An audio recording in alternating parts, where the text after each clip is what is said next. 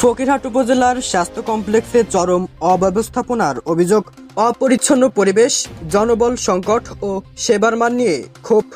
বিস্তারিত থাকছে হাফিজুর রহমানের রিপোর্টে।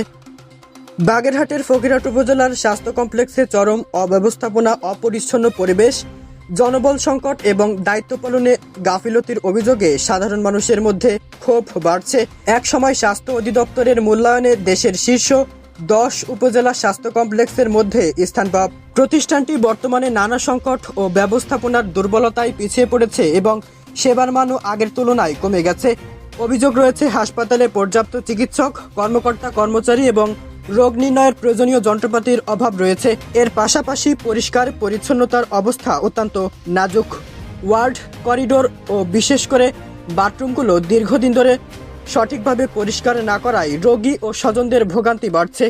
অনেকের ভাষ্য, বাথরুমে পরিবেশ এতটাই অস্বাস্থ্যকর যে তা ব্যবহার করাও কষ্টকর।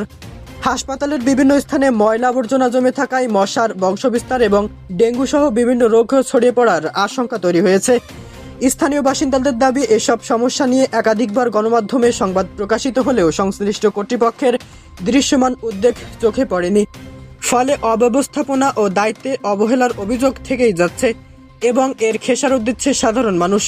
এলাকাবাসীর আরও দাবি, অতীতে হাসপাতালটিতে রোগীর উপস্থিতি অনেক বেশি ছিল। বিশেষ করে ডাক্তার মোস্তাফিজুর রহমান কর্মরত থাকাকালে দূর দূরান্ত থেকে রোগীরা চিকিৎসা নিতে আসতেন বলে স্থানীয়দের অভিমত। তবে তার বদলির পর রোগীর সংখ্যা কমেছে বলে অনেকে মনে করছেন। পাশাপাশি হাসপাতালের বিভিন্ন অনিয়ম ও সেবার মান নিয়ে প্রশ্ন ক্রমেই বাড়ছে। তবে রোগীর সংখ্যা কমার বিষয়ে সরকারি কোনো আনুষ্ঠানিক তথ্য তাৎক্ষণিকভাবে পাওয়া যায়নি।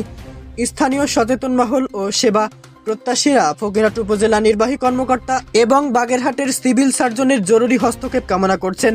তাদের দাবি, হাসপাতালের পরিচ্ছন্নতা নিশ্চিত করা, জনবল ও চিকিৎসা সরঞ্জামের ঘাটতি পূরণ করা, নিয়মিত তদারকি বাড়ানো এবং দায়িত্বে অবহেলার অভিযোগ তদন্ত করে প্রয়োজনীয় ব্যবস্থা নেওয়া হোক।